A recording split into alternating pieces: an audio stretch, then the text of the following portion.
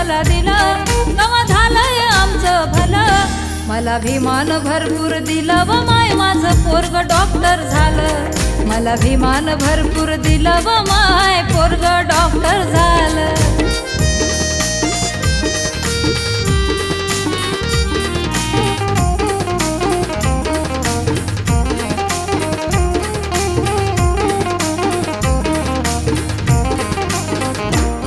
माझं कुटुंब अडाणी गेलं माझ्या मुलानं शिक्षण केलं तेच रात रात जागलं कधी उपाशीच झोपलं